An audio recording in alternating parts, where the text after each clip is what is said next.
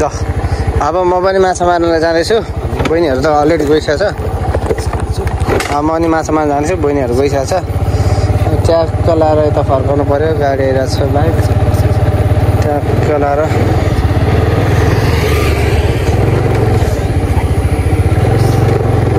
सरर गइन्छ। अब घरबाट निस्केँ है त गाइज म। हाम्रो बाटो गाउँघरको बाटो चाहिँ फेरि एकदम दामी छ। आज मौसम पनि सफा छ।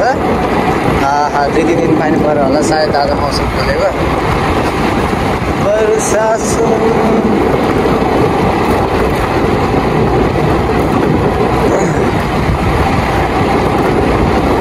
अब हामी जस्तो नयाँ नयाँ भ्लग गर्ने सिक्नेहरूलाई त अब खोइ कसैले सपोर्ट गर्दैन खासै।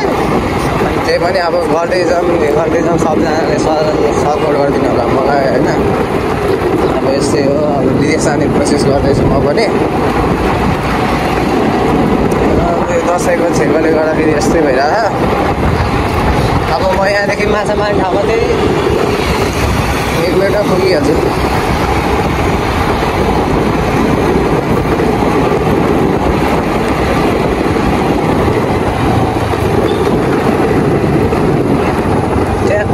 यो बोर्डदेखि हामी लेफ्ट साइड जानु पर्यो।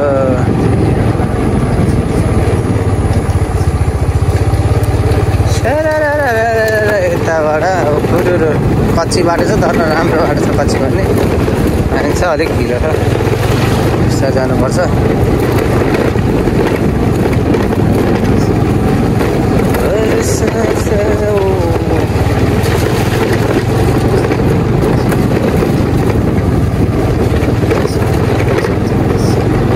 त्यहाँ पर देखेको ठाउँमा मारेको छ नि। अघि त टन्नै मान्छे थियो बिहान हामी एकछिन जाँदाखेरि त, तर अहिले सबजना खाना खानु जानुभयो होला सायद। मेरो बहिनी र मेरो बुढी वाइफ चाहिँ त्यही बिचरा माछा मार्दैछ। मेरो बहिनी आशा यहाँ खासै आएको छैन कि घरतिर, काठमाडौँ बस्छ। उतै पढ्दै जब गर्छ। त्यो जब गर्ने होटल थियो, शेरबहादुर देवाको छोरो भनेर जेएनजी आन्दोलनमा सबै डराइदिएको। त्यही भएर अहिले त्यसको बिदा छ, त्यही भएर बस्ने मन नथ्यो घरमा। अब बिचरा माछा चाहिँ एकदम मार्ने रहर गर्छ क्या, त्यो खाने चाहिँ होइन रहर चाहिँ गर्छ। त्यही भएर ल नि त भनेर त्यसको बहिनीको लागि भयो भने हामी बुढाबुढी चाहिँ यहाँ त्यसलाई हेल्प गर्न आइरहेछौँ। फेरि मेरो बुढी र मेरो बहिनीहरू चाहिँ एकदम मिल्छन् क्या। नन्द भाउजू भन्दा पनि दिदी बहिनी भन्दा पनि ज्यादा मिल्छन् उनीहरू। त्यस खुसी लाग्छ एउटा दाइ भएको नाताले, एउटा बुढा भएको नाताले गर्दाखेरि। तर धेरैजना मान्छे चाहिँ रहेन छ है। एउटा आमा हुनुहुन्छ, त्यसपछि मेरो वाइफ, मेरो बहिनीले चाहिँ माछा मारिरहेको छ।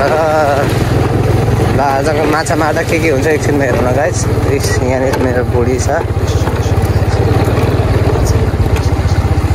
हो उता मेरो बहिनी। कति भइरहेछ गाइज? ला मलाई आशा टोक्रिरहनु पिस यार। ओ कस्तो हाउस क्या हौ। उहाँ हाम्रो आमाले चाहिँ मार्नुहुन्छ। यतातिरको मौसम चाहिँ एकदम दामी छ। यहाँ त हिमाल पनि देखिरहेछ गाई चाहिँ। कुन चाहिँ हिमाल हो मलाई थाहा छैन, त्यही पनि एकदम सुन्दर दृश्य देखिरहेछ। यहाँ चाहिँ हाम्रो गाउँघरमा चाहिँ पानी बाढी आएपछि चाहिँ माछा चाहिँ यसरी मारिन्छ। यहाँ मेरो बहिनी आशा माछा मार्ने एकदम रहर गएको छ। त्यही भएर यसको लागि भने हामी आज माछा मार्दैछौँ। यसले माछा चाहिँ यति मारिसकेछ है। बिहान 6 बजी 5:30 बजीदेखि। उहाँ चाहिँ मेरो बुढी छ। हजुर खै खै खै खै यता यता यता अन्त खै। यता चाहिँ मेरो छोटो। हजुर नि खोइजा छ आना चुरा। ल ल ओके। उसलाई पनि एकदम मासु मार्ने रहर रहेछ। ल मार नि त भनेर ल्याइदिएको। अनि ऊबाट जन्मेको सन्तान चाहिँ यहाँ छ। आन्ना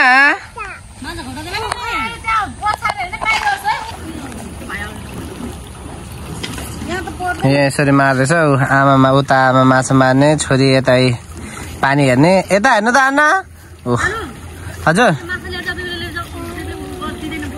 यता मेरो बहिनी त्यो पनि गइरहेछ माछा मार्न। कस्तो अनि यहाँ हामी पनि माछा मार्ने भिडियो बनाउने भनेर आएको छौँ। यहाँ बेबीले इन्टरटेनमेन्ट गरोस् भनेर आएको। नगर्नु क्या ल उता बेबी उहाँ बोजू भएको जाने उहाँ होइन ल उता आऊ आऊ छिटो ट्याप ट्याप ट्याप वाउ फेरि अब हेर न ऊ त्यस्तै छ यहाँ न बोजू बोजू भएको पनि होइन बोजू ल अगाडि न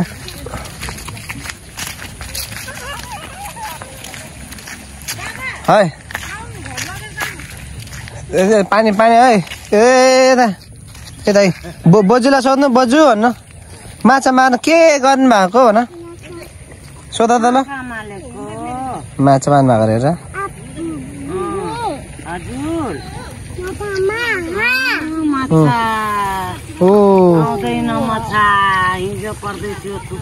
त्यही त आज पर्ने होइन अझै यति मार्नु भएछ है लौ त जाउँ आज त माछै परेको छैन होइन खै उहाँहरू चाहिँ कति खाना खाएर आउनुहुने अब खाना खाएर घाँस काटेर ए म पनि त झन् छोरी आउँदैछ मलाई ए छोरी बहिनी वाउ हाम्रो देश नेपाललाई त्यसै प्राकृतिकको सुन्दर देश भनेर भनेको होइन रहेछ यति राम्रो राम्रो चरा पन्छी प्राकृतिक मौसम हिमाल पहाड तराईले परिपूर्ण भएको हाम्रो देश नेपाल प्राकृतिक स्रोतको धनी देश र जलस्रोतको दोस्रो धनी देश भनेर त्यतिकै भनेको होइन रहेछ वाउ यता हाम्रो अर्को बोजूले माछा मार्दै हुनुहुन्छ यता हाम्रो यता अर्को सोल्जर यता छ दुईजना सोल्जर त माछा मार्दैछ यस्तै छ आजको मौसम अब चिसो चिसो छ माछा मार्नलाई ट्राई गर्दैछ म पनि यहाँ माछा मार्न त 7 दिन त आएको तर यता अर्को सोल्जरले तर बर्बाद गर्छ भने डर लाग्छ हेलो सोल्जर यो सोल्जर धेरै चकचके छ फेरि अब पानीमा गयो अब घरमा छोड्यो भने माया लाग्छ लिएर हिँड्नु मन लाग्छ लिएर हिँड्ने यसरी दुःख दिन्छ के गर्नु नि फेरि ल है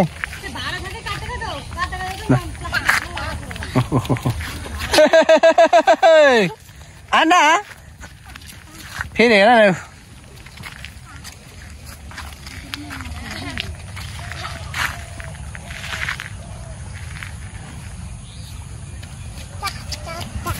आँखामा तिमी छौ यो मनमा तिमी छौ बरु सासले दिन्छ धोका बरु सासले दिन्छ धोका तिमीले दिन्नौ थाहा छ तिमी भएर मात्रै जिन्दगीमा मजा छ उता जानु न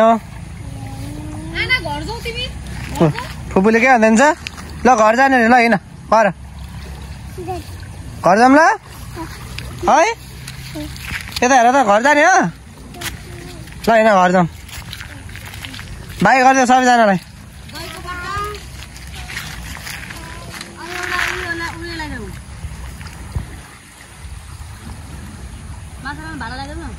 ल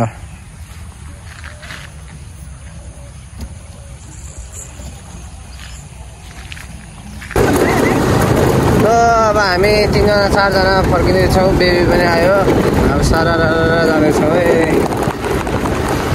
कति ल बनाउ त हाम्रो हामी चाहिँ गयौँ है अब यस्तरी 3 जना एउटै स्कुटरमा चढेर यहाँ ड्राइभर दाइ हुनुहुन्छ हाम्रो अब हामीहरू हाम्रो घरतिर जाँदैछौँ यसरी होइन